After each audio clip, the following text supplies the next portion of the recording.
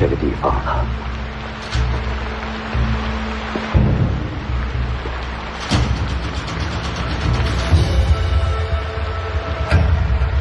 轩辕进城，请老祖宗现身。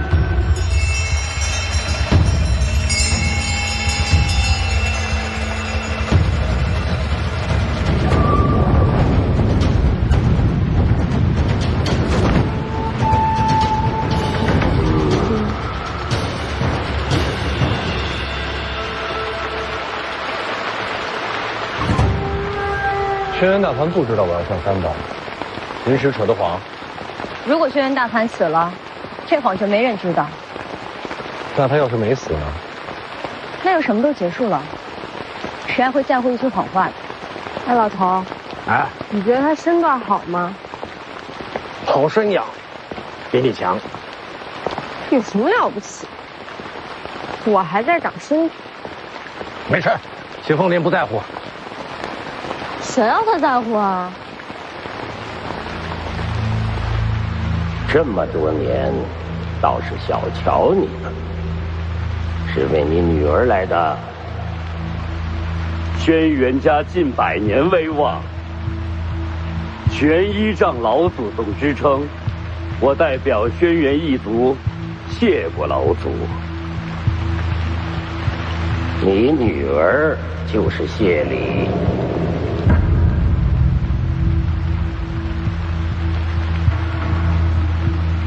然而这条路走错了，错又怎样？轩辕进城求战。进城读书可曾读到天地共鸣？你可知到哪一步才算是天象经？是否天象，一试便知。我倒要看看你能否熬过半招。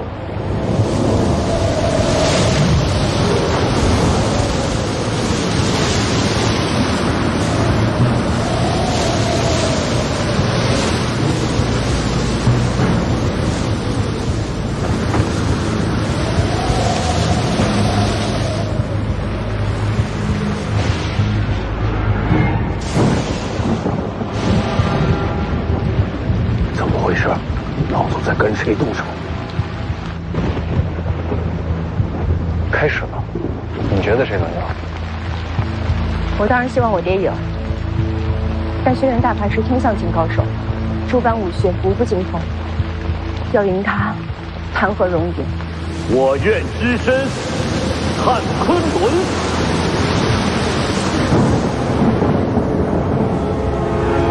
天象境真能凭心意改天象？只是凑巧撞上打雷天而已，要真能呼风唤雨，这天下就没旱灾涝灾了。反正我也不懂，前辈说什么就是什么。三爷死了，是轩辕进城所杀，胡说八道。那书呆子人呢？上大雪坪了。不可能。李前辈，这轩辕大盘到底什么水准？当年斗剑他输了，这以后我就不知道了。瞧着比当年长进了。那他爹呢？他爹山下瞧见，还不是天象境。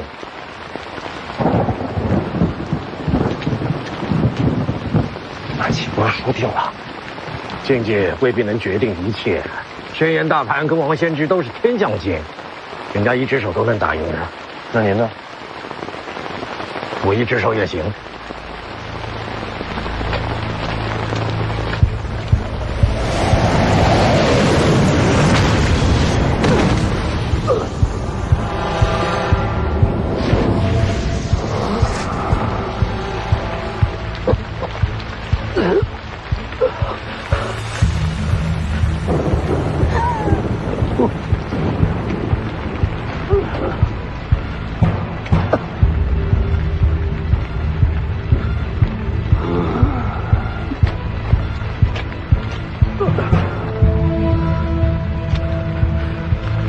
这就是你的极限了吧？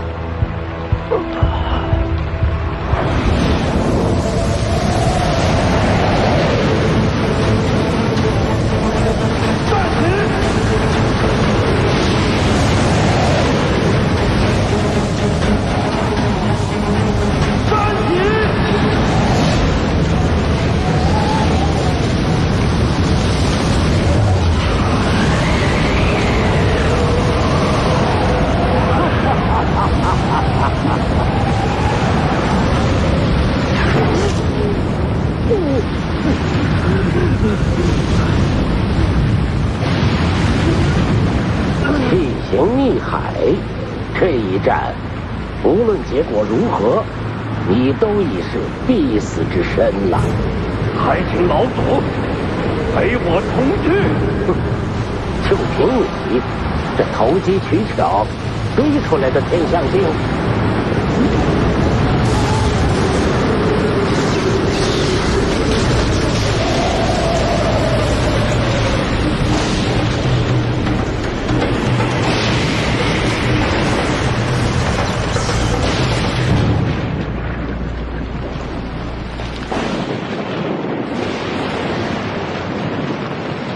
这怎么变3道了？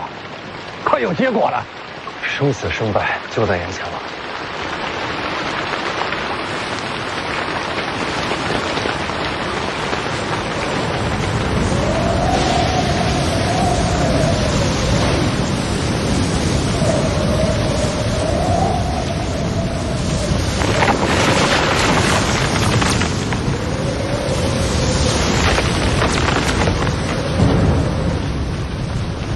真的是他！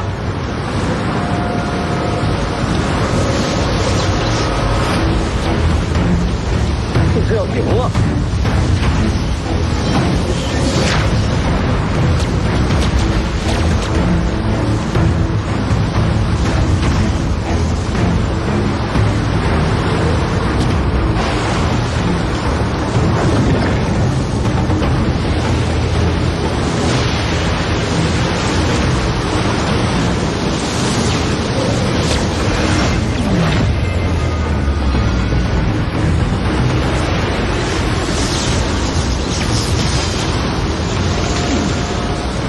老祖小心！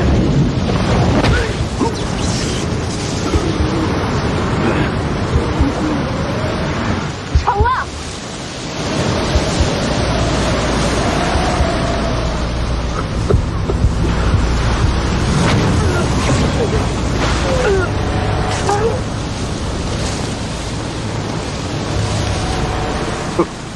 你不惜性命全力一击，又可曾伤得了我？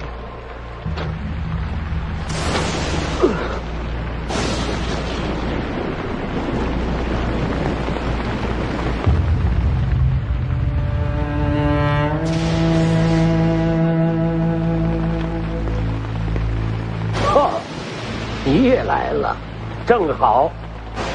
等杀了他之后，再与剑神一战。既然天象镜杀不了你，那么就再上一层。天象镜再上一层，便是陆地神仙，连王先知都没到这境界，你怎上得了这一层？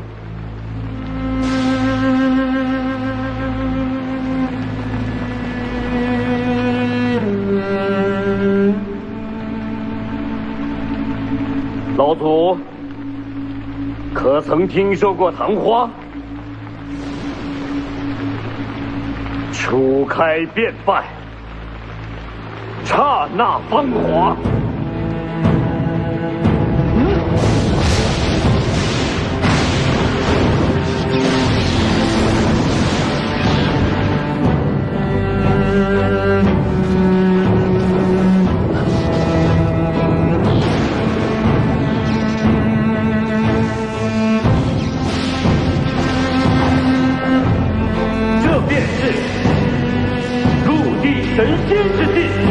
神仙，这境界说上就上吗？哎，他这是用自身气血为星柴，燃起星火，登临绝境。可就像他自己说的，初开便败，他的性命也到了最后一刻。这不可能，就算是不惜性命，也不可能真的达到陆地神仙之境啊！从善如登，虽难可达昆仑，老祖宗真的应该读一读那些被你视为无用的书。若不能明了事理天心，你一辈子都不能登临此境。你也配合我讲大道理？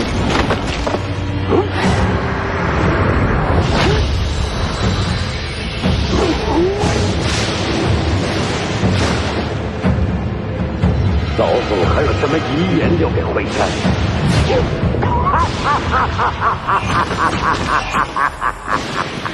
就算你现在是陆地神仙，又能活多久？只要我全力躲闪，你又怎么能杀我？到头来，还是我亲眼看着你不甘而亡。打不过就躲，这也太不要脸了吧！这是知进退。要是换做您呢？用剑之人，只进不退。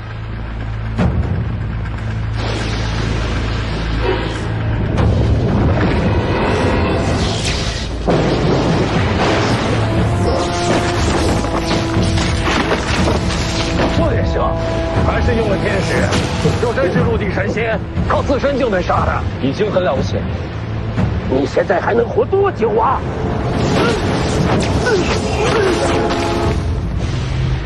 爹，等，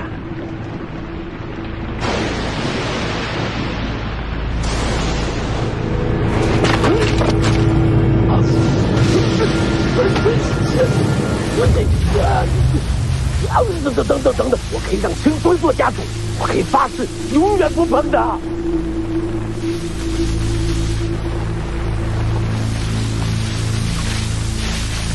请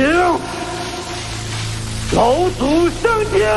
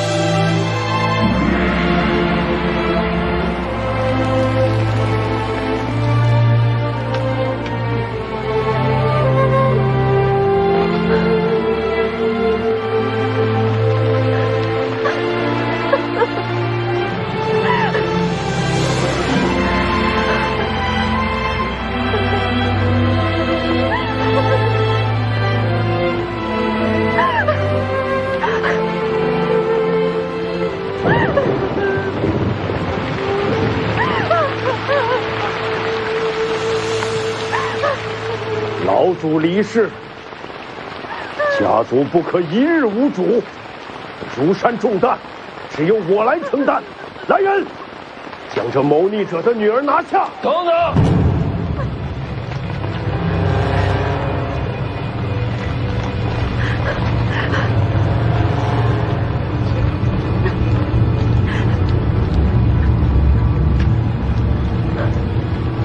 北凉徐凤年，愿借天意，主掌孙人。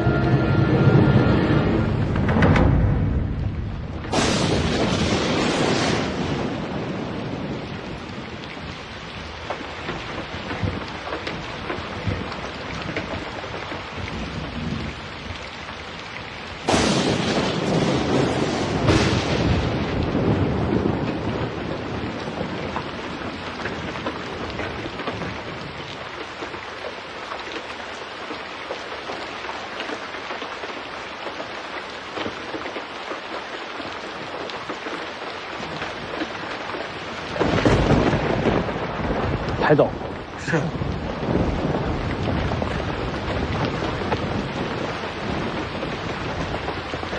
夫人，轩辕大盘死了。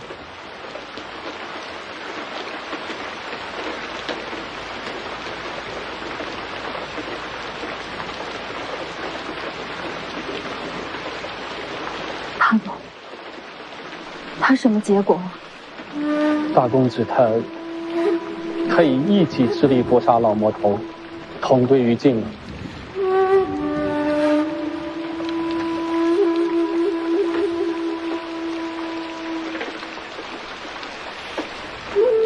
你是来投靠的？大公子说，他若战死，这锦囊交于夫人。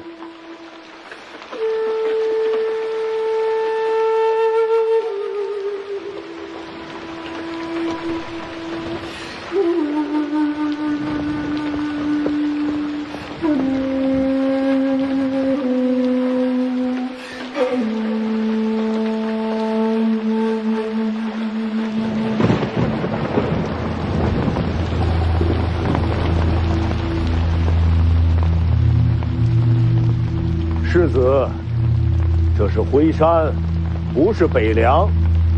轩辕敬城欺师灭祖，罪不容恕。他的女儿怎能执掌辉山？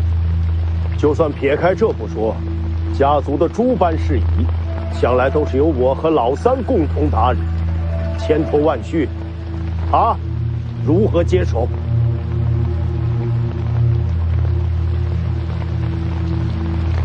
就算他站上了高位，族人又有几人信服？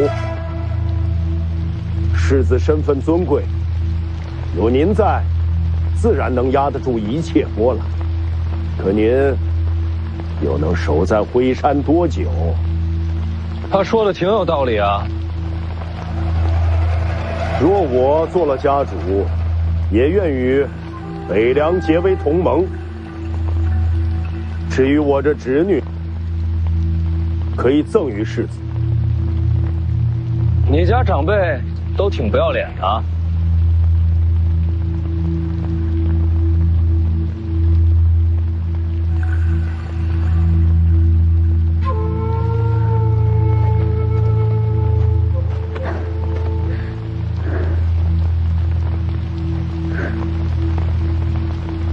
我二叔心性桀骜，如今轩辕大盘已死，我爹和三叔爷也离世，再也没人能压住他的野心。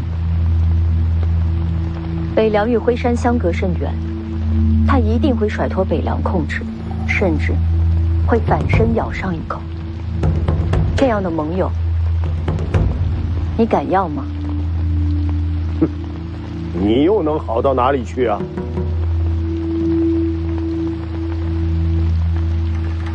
他问你话呢。哎呀，这话不好回答呀。怎么说？这丫头要是说忠于北凉，轩辕家会不满；要说一心为家族，那徐凤年干嘛帮他？那不是选什么都错。殿下也该想想，有朝一日，陆国和徐凤年，你们会怎么选？齐赵叔叔，华莺莺，别人听不见。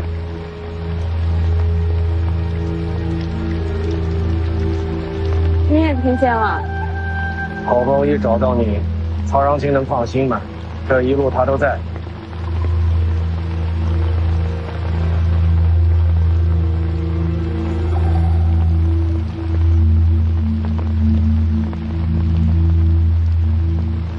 我轩辕清风发誓，若我执掌轩辕，必定竭尽所能，振兴家族，让轩辕家屹立不摇。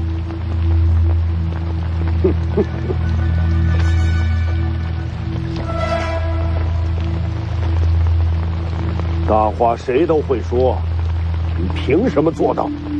我为家主后，问鼎阁将为全族开放，即便是门客也可入内研习武学。若为家主，太后们真的可以上天下楼吗？我们也能研习武学了。不是。振兴家族，只怕家族成了别人爪牙。如今轩辕大盘已死，辉山孤立无援，此时依附北凉，也可保轩辕家平安。但我于此发誓，轩辕不会永远做别人妻子。等下一代天象镜出现之前，轩辕家将会全力配合北凉行事。那要是有了新的天象镜呢？有了天象镜，条件再谈。实在。轩辕家主之位，可不是二位这么说话就能定的。到头来，还是要看家族中人心中意愿。诸位，若轩辕家由这么一位黄毛丫头来做主，岂不成了天下人的笑话？请各位扪心自问，谁更适合接掌轩辕？这还用选吗？长幼尊卑，方为一族之本。说得好，长幼尊卑。清风啊，你且听听，这才是人心所向。呀！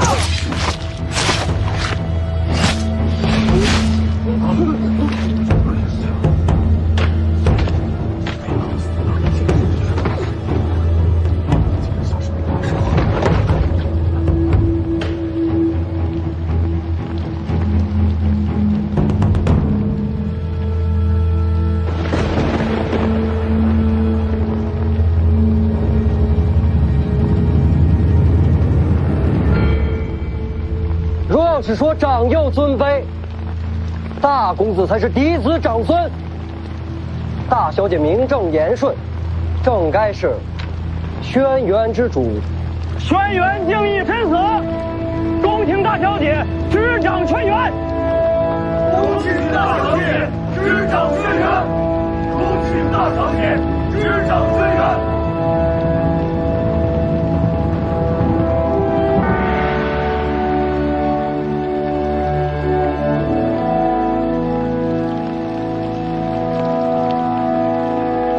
不是我，还能有谁？你爹不简单啊！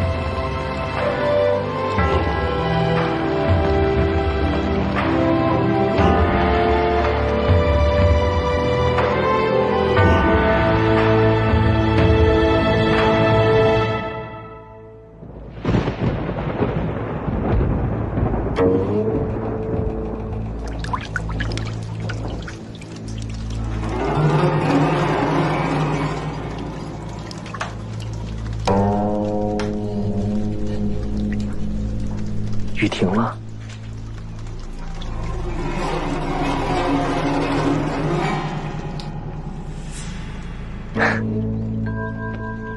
天变了。你刚才说什么了？你没听清吗？轩辕敬城和轩辕大盘同归于尽，轩辕清风将要执掌轩辕，你觉得他会怎么对你？不可能。相不相信都可以，可留给你做决定的时间不多了。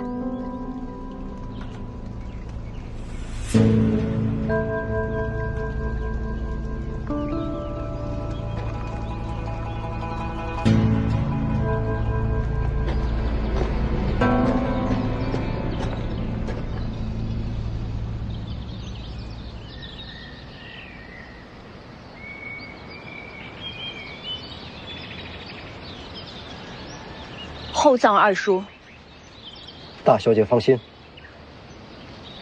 拿下袁庭山。是。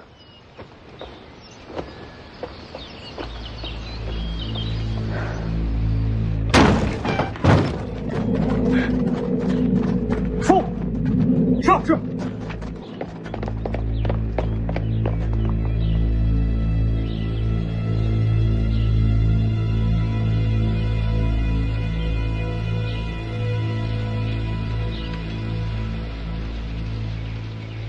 相信吗？为什么来通知我？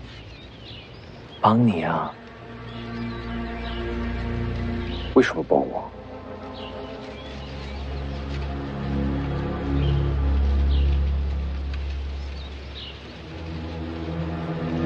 徐凤年夺你机缘，恨不恨他？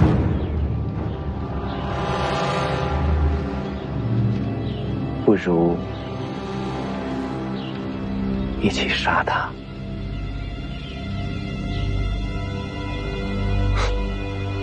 我不是傻子。嘿，你想要绝学，我能给你；你想要前程，我也能给你。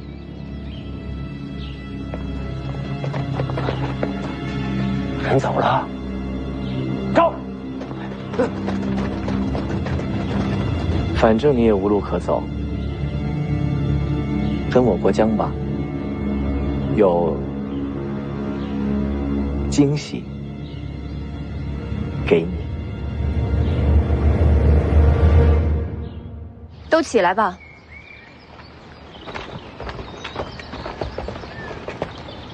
我说话算话。从今后，轩辕族人皆可进问鼎阁研习武学。门客凡有功绩者，亦可入内。这下，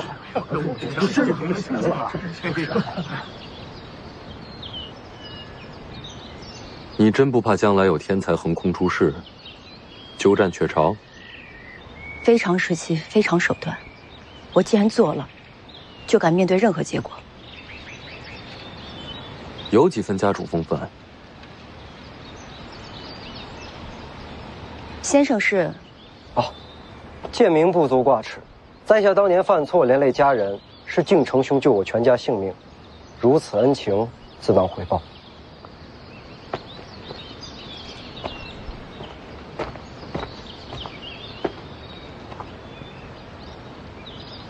我爹给我的。是。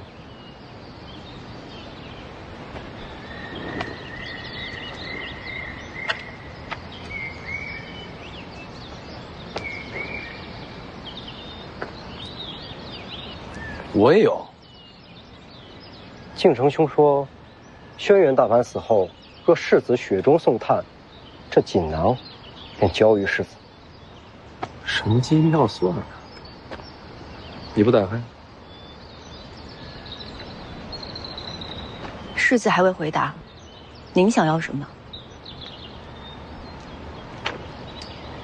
人多眼杂，要不单独聊？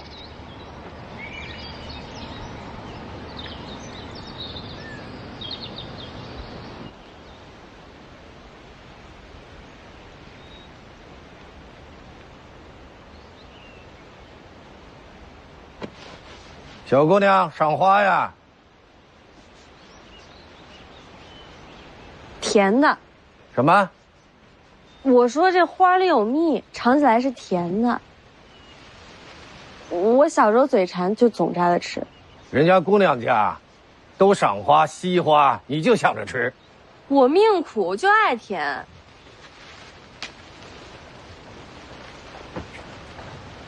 是甜。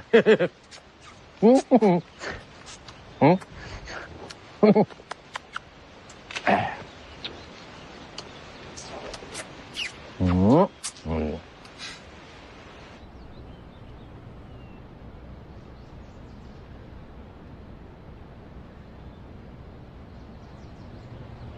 我爹最爱读书，这是他常坐的位子。他看书累了，就总爱望着这边的窗外。好像也没什么呀。是啊，这窗外不平江，无山色，也不知道他天天看的是什么。他心里想的，我从未明白过。做爹的都是这个样子的，什么都自己安排，自己扛着，又不愿意说。大概是这样吧。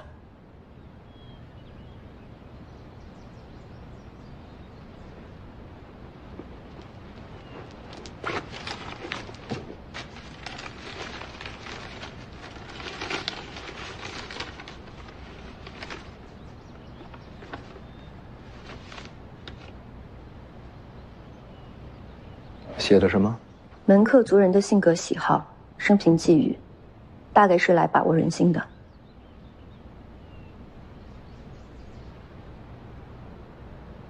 大概准备了很久。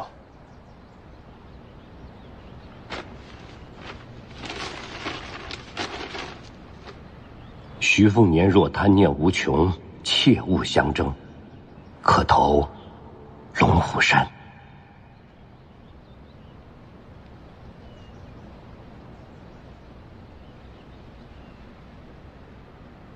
从此清明，你娘若不愿上坟，不必勉强。不能相濡以沫，便江湖相忘，一世幸事。打你出生，爹在桂花树下埋下一坛酒，1年1坛，至此23坛矣。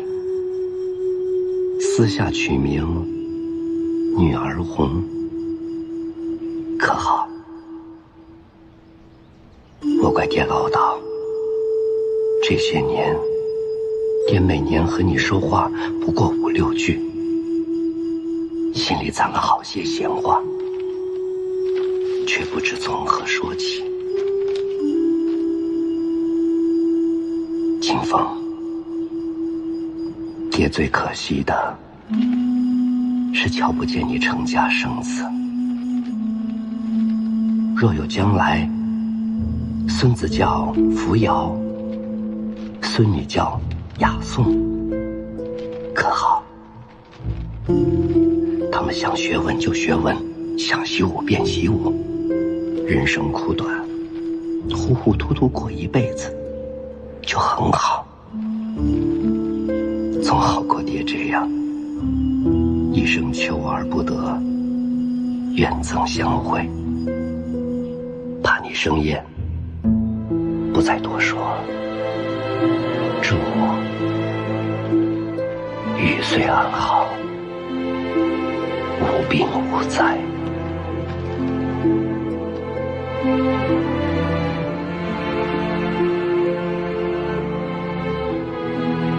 我明白了。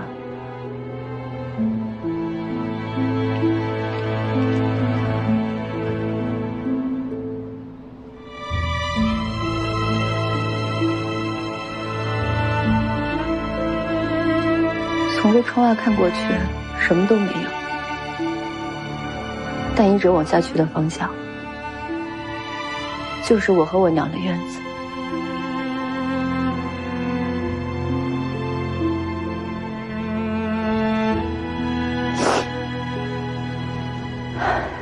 给世子留的什么？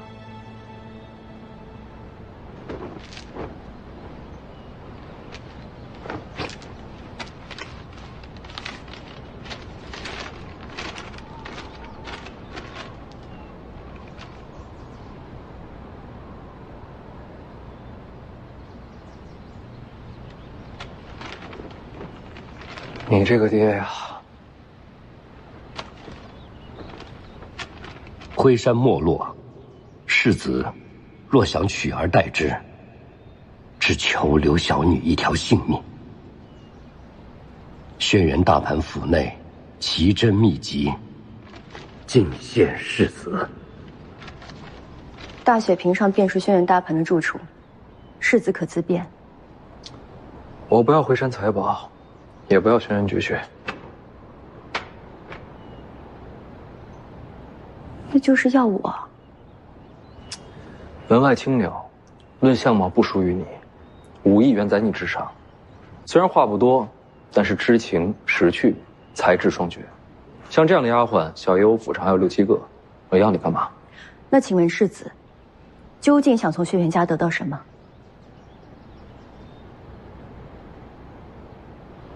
你等我一下。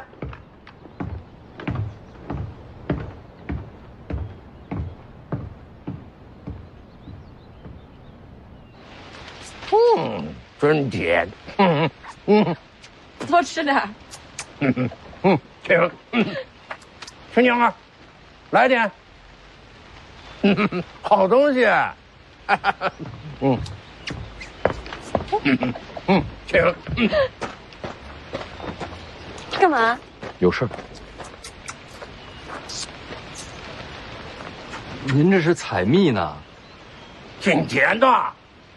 前辈，您好歹是个剑神，别什么东西都往嘴里塞。来点吧。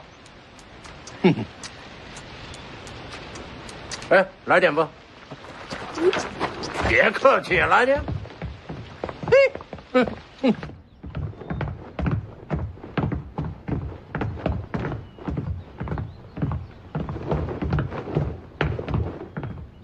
我家丫鬟。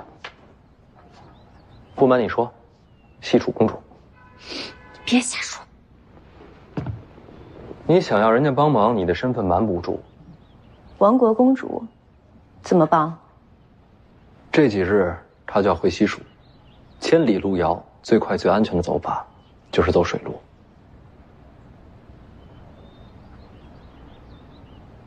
把她安全送到，就是要你帮的第一个忙。我自己能走。曹长青虽然武功高，但终究不会照顾人。有他们家的船，你路上安心些。官子无敌曹长青，世子这是敲打我呢。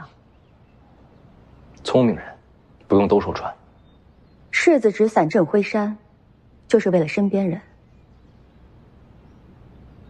够用心的。没办法，我家丫头还欠我钱，不能出事儿。谁欠你钱了？这么多年吃喝不花钱吗？那你列个明细，我有钱还你。得算利息。不管你怎么算，我都认。北凉世子，西楚公主，这谁能想到？想到什么？没什么。世子何时用船？开口便是。等我下了龙虎山，就该走了。你还要登龙虎山？你是嫌自己命太长了吗？真要杀，我绕着走也要杀的。那就一言为定。世子还有什么要求？确实还有一件事儿，也要轩辕家帮忙，也是用船。又送人？不，这次是接人。哪位？不止一人，不止一处，会比较麻烦。天下水陆皆有轩辕，不管接谁，世子尽管开口。时机到了才能告知。怕我泄密？我准备的事儿，谋划太久，牵涉太广，只能放在这里。不到最后关头，谁也不会告诉我。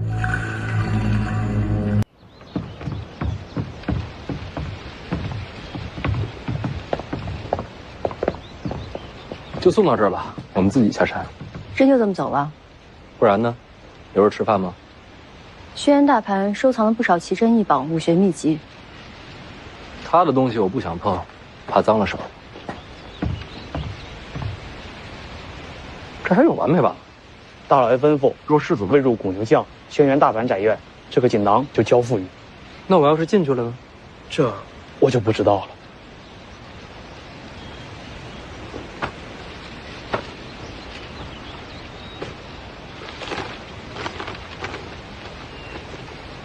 世子不负辉山，辉山必不负世子。我爹的话就是我的话。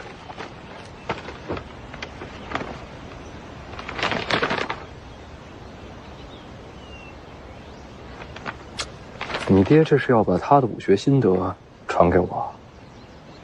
世子应得的。小爷不要。这，世子，轩辕敬城最后登临陆地神仙之境，他这本心得堪称神物啊！我有我自己的路走，何必学别人？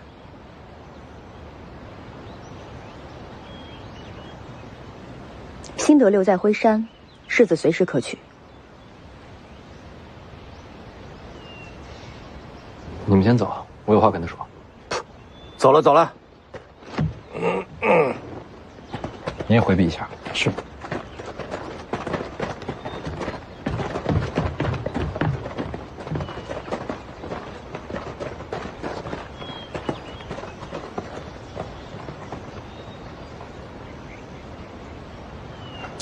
你呀，你不用一句一句小心翼翼的，我就跟你明说了，就你这样要胸没胸，要屁股没屁股，还整天苦着一张脸，本世子对你没兴趣，把心塞回去，踏实办事儿，啊。走了，朋友，别送了。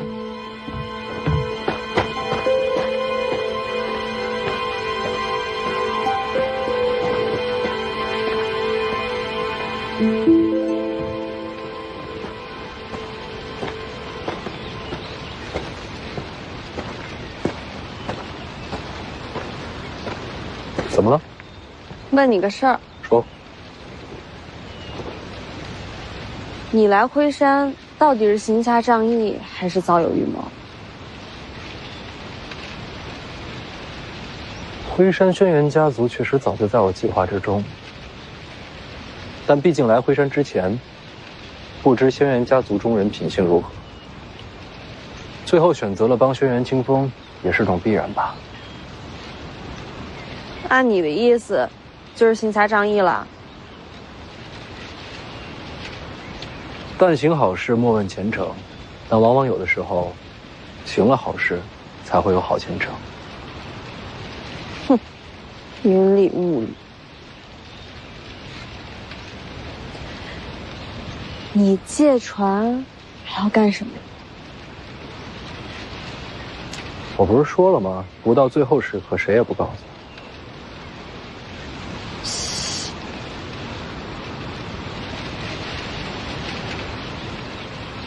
为了报仇。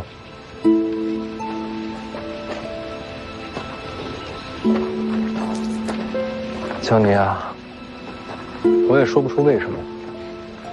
这次辉山之行见到的种种，让我心里多了一丝害怕。怕什么？怕徐骁。你别蒙我了，这全天下的人都怕徐骁，除了你。说你怕他，我才不信。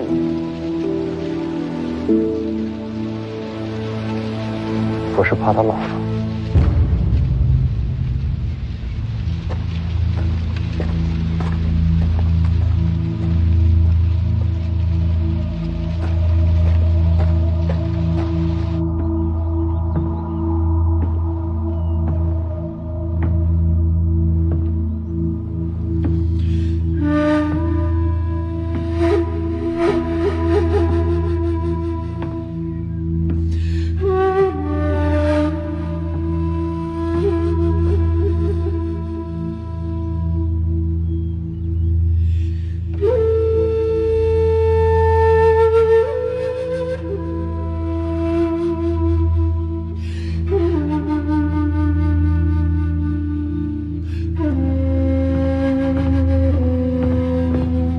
小姐，大老爷吩咐，徐凤年若不接心得，这锦囊交给大小姐。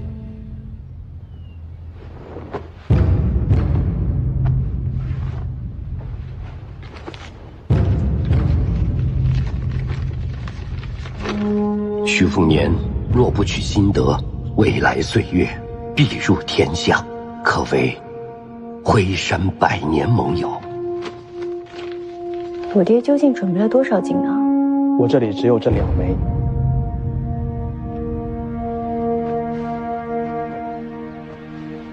好料子，不便宜啊！是用私房钱准备的？这没交代。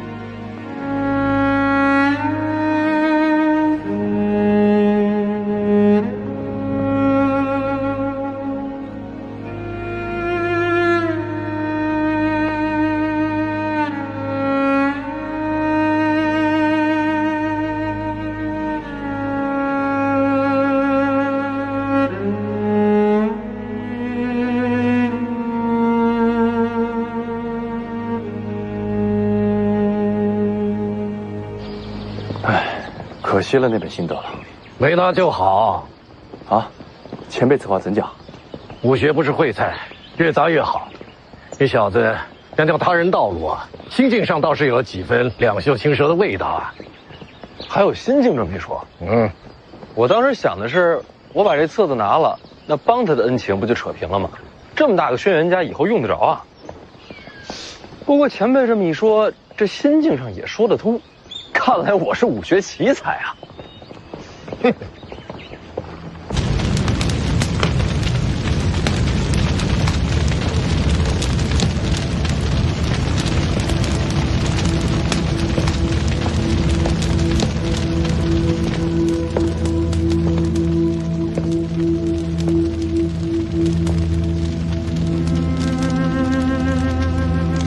爹已经，我知道了。他也给你留锦囊了。有些话或许当面说不出来，要借这个说与你听。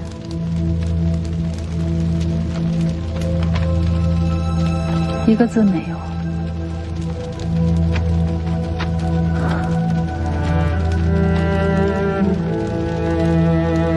其实也是，早就没什么话可说了。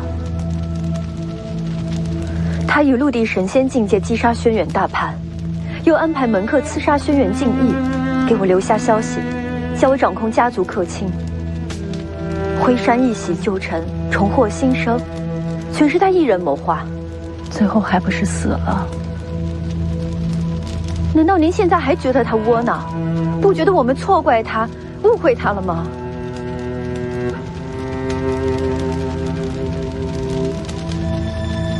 北凉世子呢？对你有什么打算？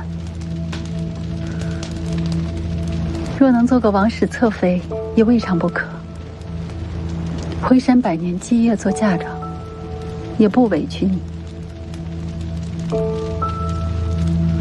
让娘失望了。世子可瞧不上辉山，也没打算要我。他现在不要，将来却未必。娘这是盼着把我卖出去。各取所需，还不是求人？人活一世，哪有不求人的？我想试试。不做王室侧妃，也不要紧。如今风雨飘摇，借北凉之势稳住辉山。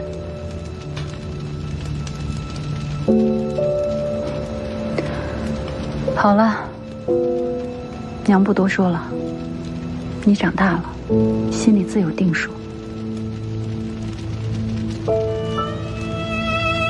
我想在大雪坪上为父亲修墓，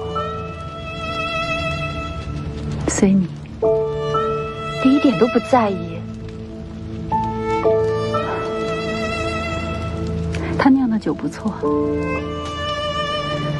一杯贵酒入嘴去，两朵桃花脸上来。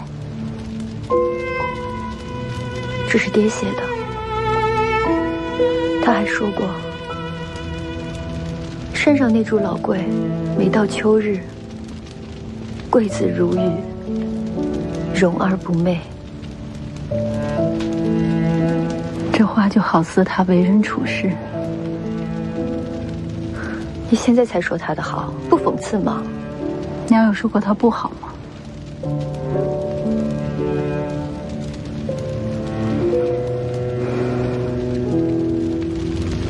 爹为我们读书20年，终于读成了这世上最隐忍的陆地神仙。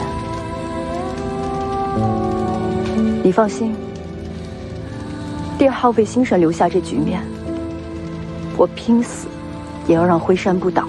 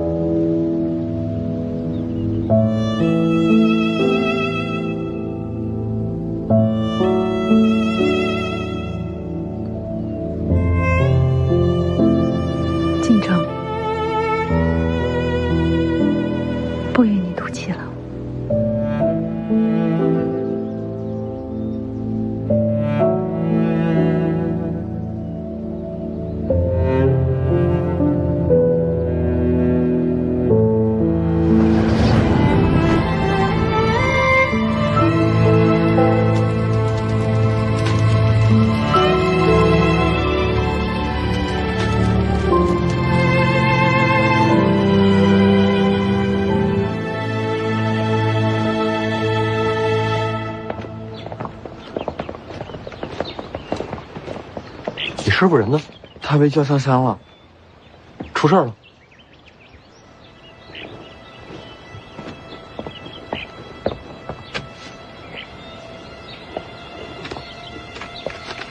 龙虎山招我，世子速速上路。龙虎有变，不知道的以为劝我赶紧死。既然赵前辈这么说了，那我让大家准备启程。龙虎山恭请世子上山观景。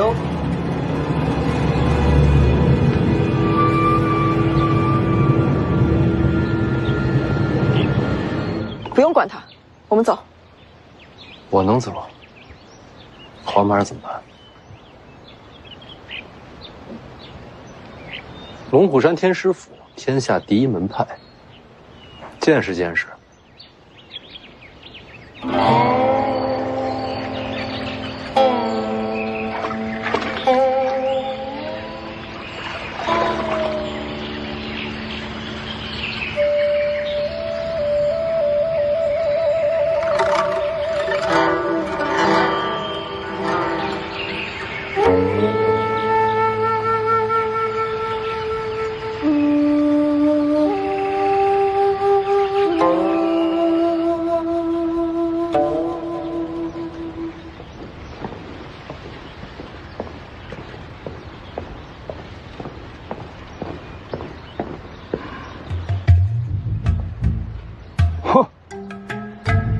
大的头啊！哈，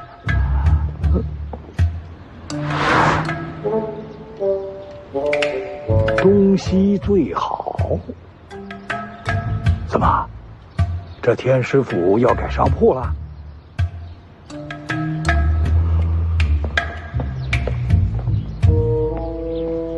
东西最好。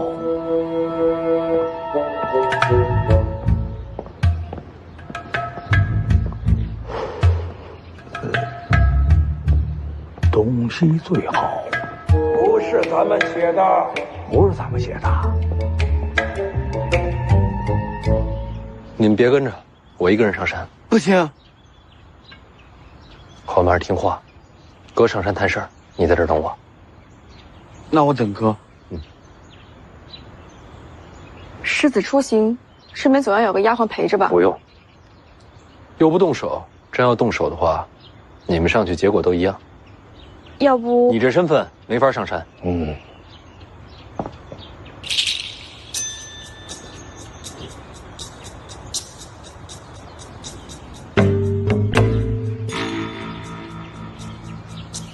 哎，有时候我真搞不明白，你们俩我到底是欠了谁的？要不我陪你走一趟？多谢前辈。你怎么不把我留下来？前辈武功高，我留不住。你这不要脸的风范，快赶上你爹了！回前辈，家学渊源。行了，走吧，马上。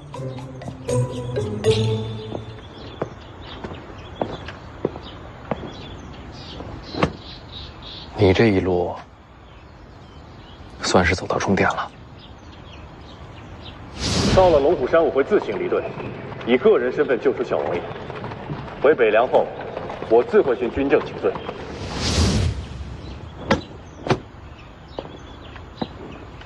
上山。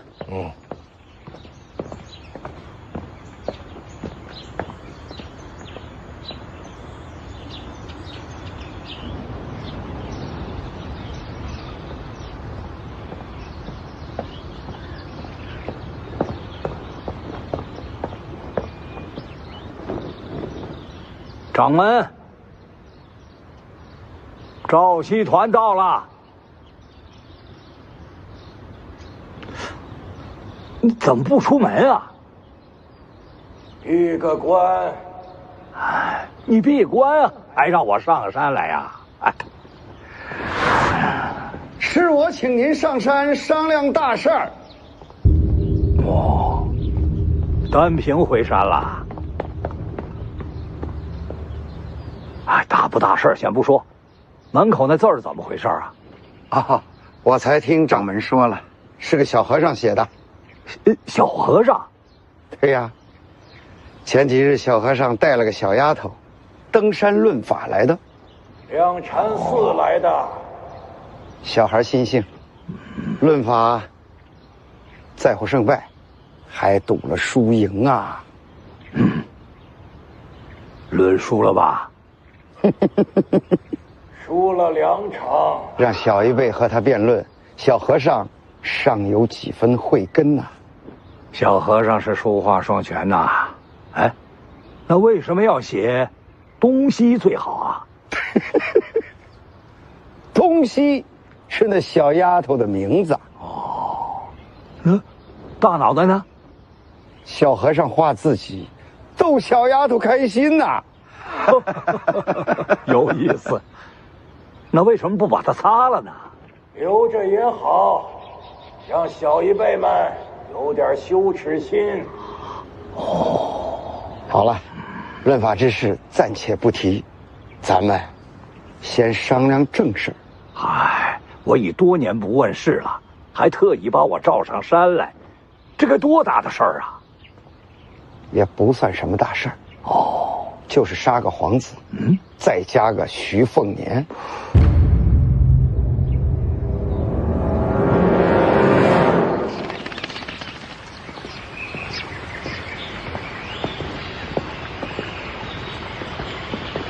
才下辉山，又上龙虎，这一天可够忙的。前辈，这龙虎山不好上，更不好下。我先跟您交个底。这龙虎山呢，明面上就4大天师，掌门赵丹霞，辈分第一赵希义，还有一个常年驻守京城的赵丹平，再就是黄毛的师傅赵锡团赵老道。他们4个应该都不是天象镜，但您也说过，境界未必代表战力，他们4个可能不弱于轩辕大盘。你跟我说这些干嘛？您也交个底，这4个一起上，您打得过吗？我干嘛跟他们打？那万一他们要害我呢？干嘛要害你？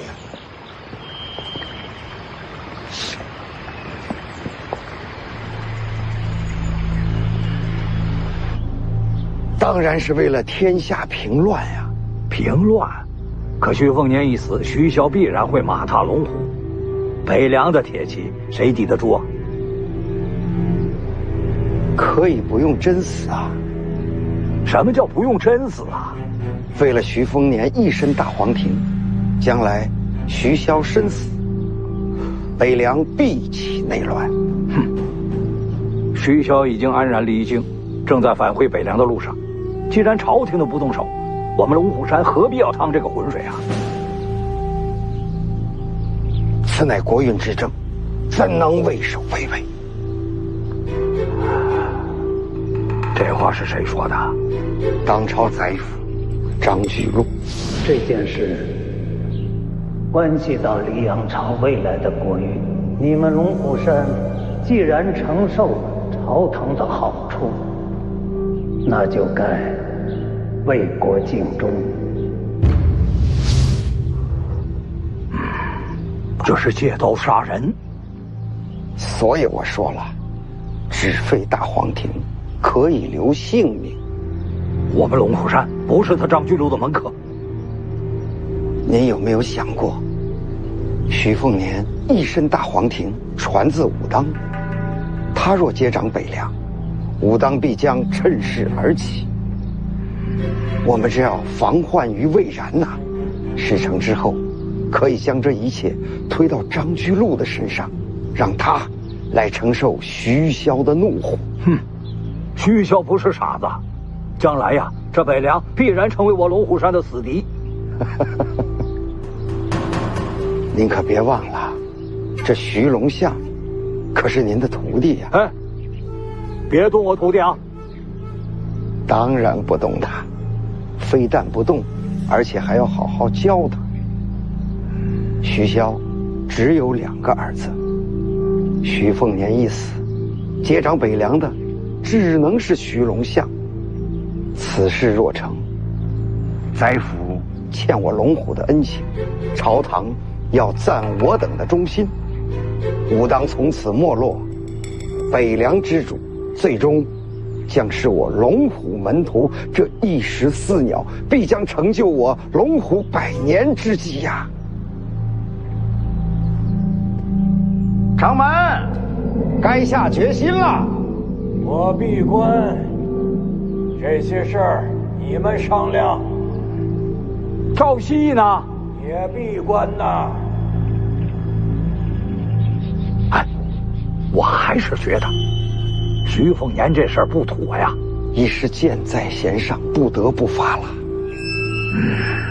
你刚才说还要杀一个皇子，这是一个不为人知的私生子。不为人知？你怎么知道他叫什么名字？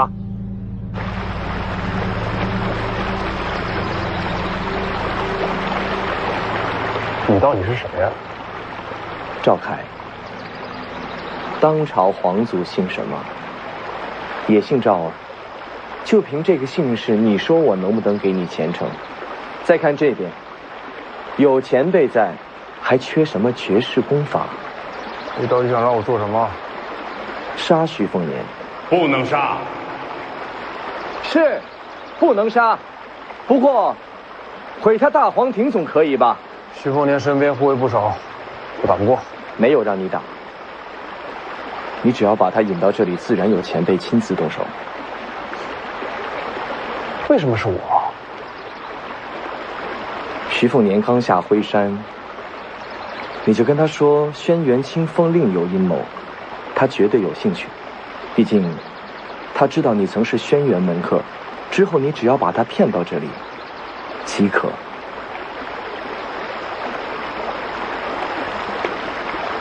徐凤年身边是李淳罡，旧日见神，不知还有当年几分神采。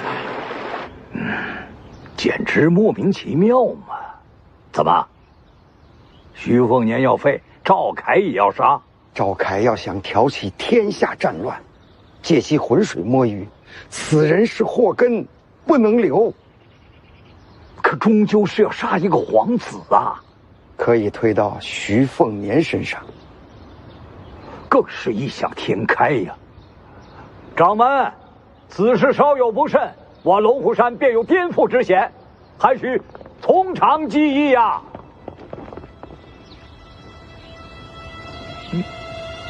当断则断，别再计较了。徐凤年已经到了府门之外，我亲自动手。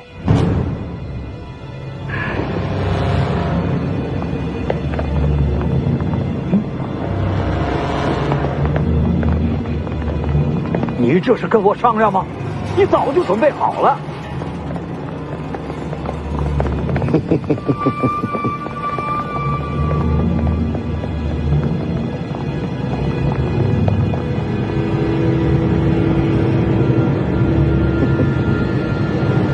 都叫我青瓷学士，只记得我手中笔，却忘了我也提剑。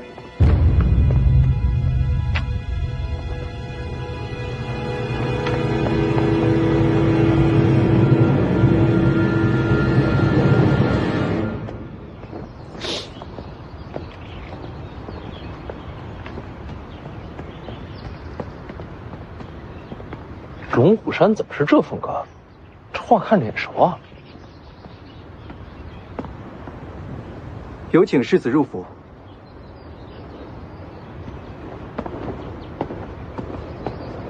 这气氛可不太对啊！前辈，4天事你不怕吧？怎么没让江离陪你上山？我带他来有什么用啊？曹长青虽未露面，却始终附在江离左右啊。你带江离上山，龙虎山若对你不利，江离不会袖手不管，那么曹长青也不得不出手。你那么聪明，这事应该看得明白吧？其实我不太聪明，这种事儿我也不想扯上江离。徐凤年，怎么了？曹长青曾经提醒过江离，有朝一日，或许要在你跟楚国之间做个选择。他怎么选？不到那一刻，怕是答不出啊。也是。那么你呢？江宁和北凉，你怎么选？我为何要选？北凉郑国江宁西行，终究要对上。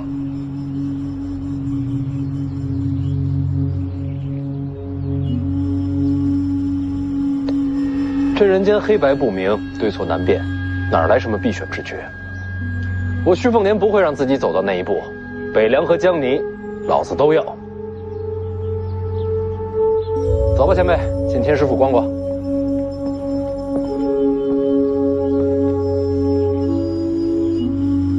前辈，原来可以都要。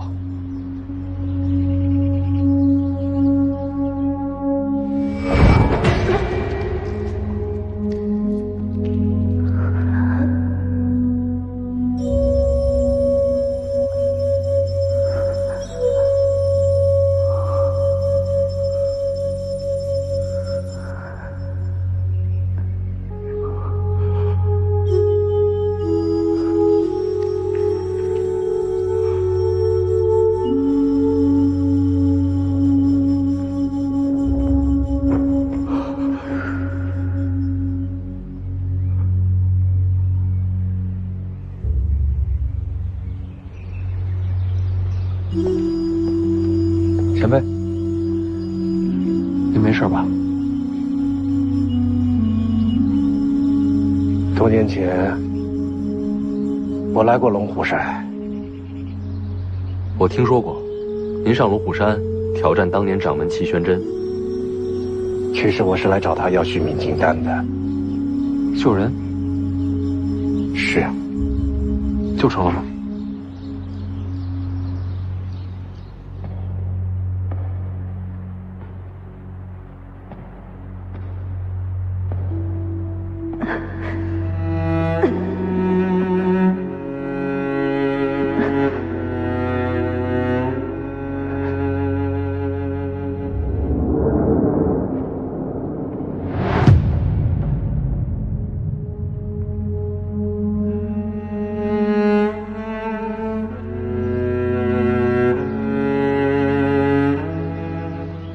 还没见到齐玄真，人就已经死了。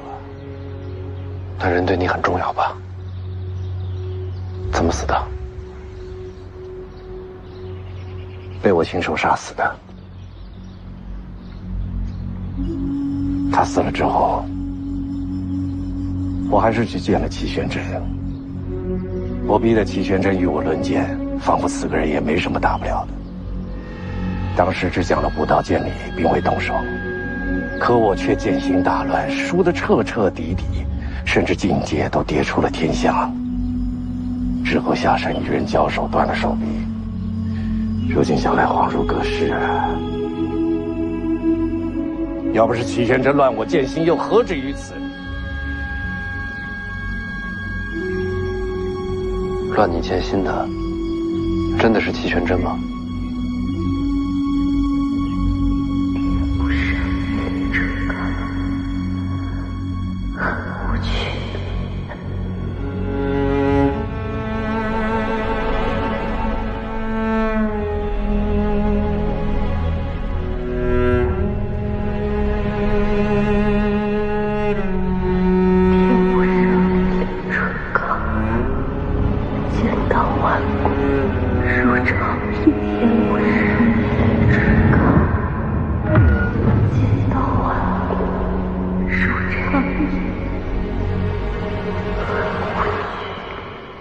当时如果认识你，知道人可以无赖到全都要，大概会不一样吧。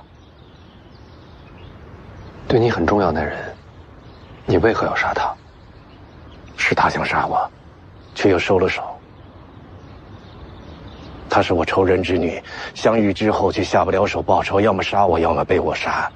她选择了后者，还挑了个好时机。怎样的时机？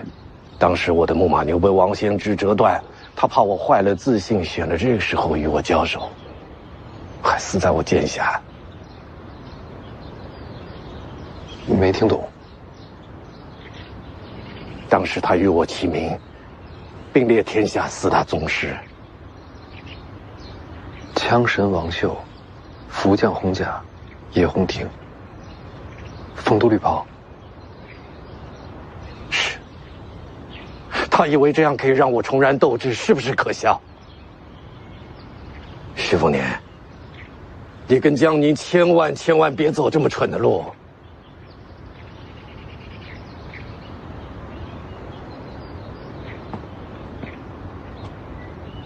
不如咱们打个赌。不管命运使然也罢，天意弄人也罢，我徐凤年总要选自己想走的路。赌注是什么？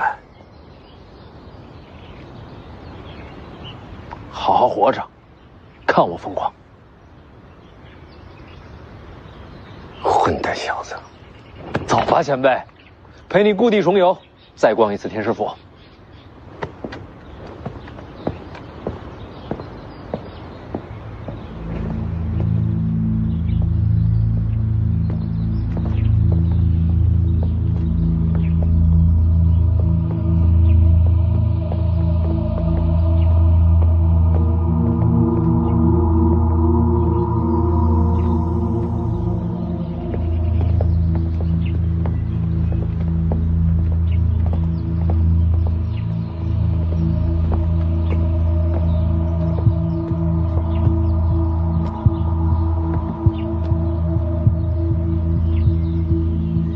老天师，介绍一下。赵丹平见过李前辈。青瓷学士赵丹平赵道长，您怎么回来了？京城待得不顺心？李剑神当年一剑震天下，肆意洒脱，叫人神往。却不知，如今怎么成了北凉的护卫了？你是我儿子啊？既然不是我儿子，如今我想做什么，你管得着吗？您说的也是啊。大黄庭，您认错人了，我不姓大，我姓徐，徐凤年。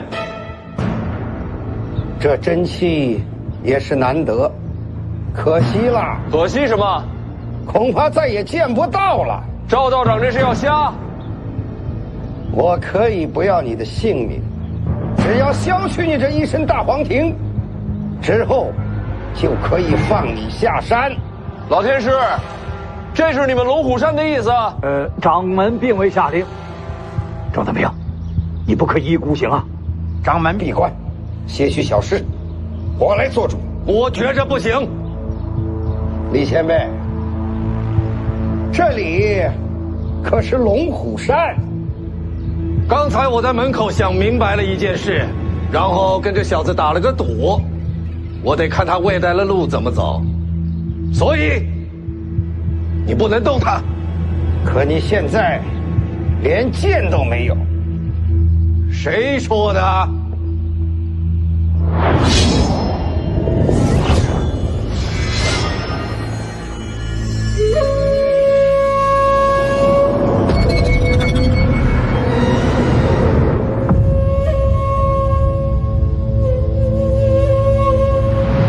天不生我李成刚，剑道万如长夜。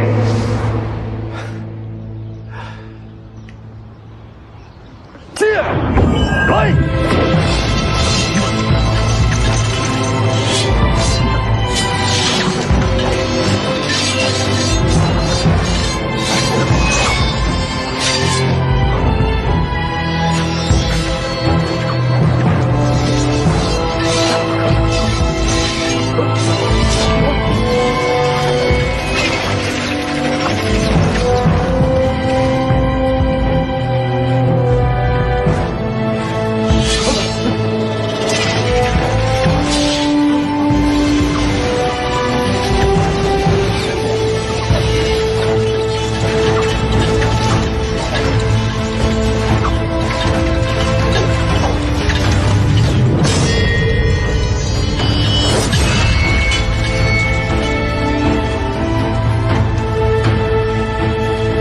觉着不行。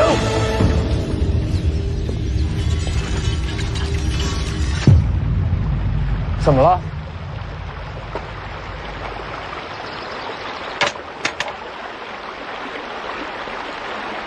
李成刚重入陆地剑仙之境。陆地剑仙？他不是境界大跌了吗？不是连天象都不到了吗？怎么会成了陆地剑仙？剑神呐！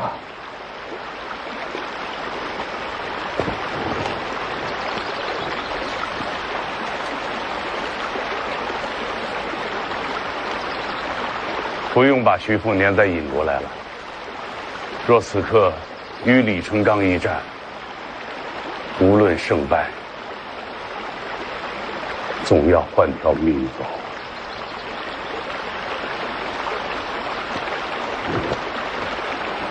晚辈明白。你还有最后一个机会。武帝城，王献之曾经折断李成刚佩剑木马牛，如今李成刚重入剑仙境，到了武帝城，怕是要和王献之再战一场。到时徐凤年身边可没第二个剑神了。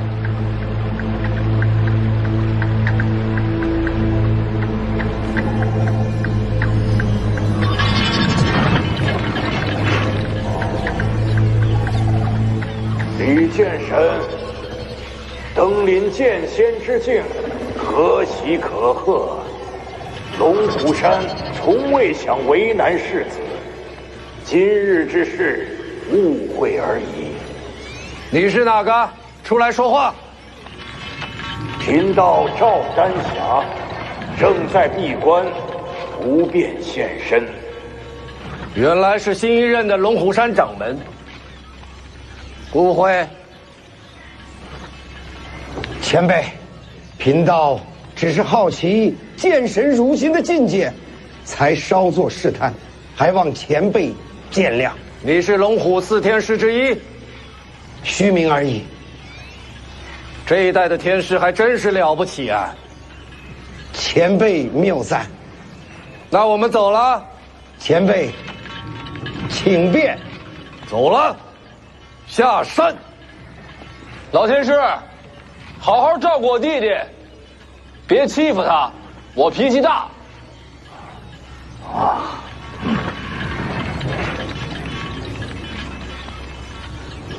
走了。前辈，还是把剑留下吧。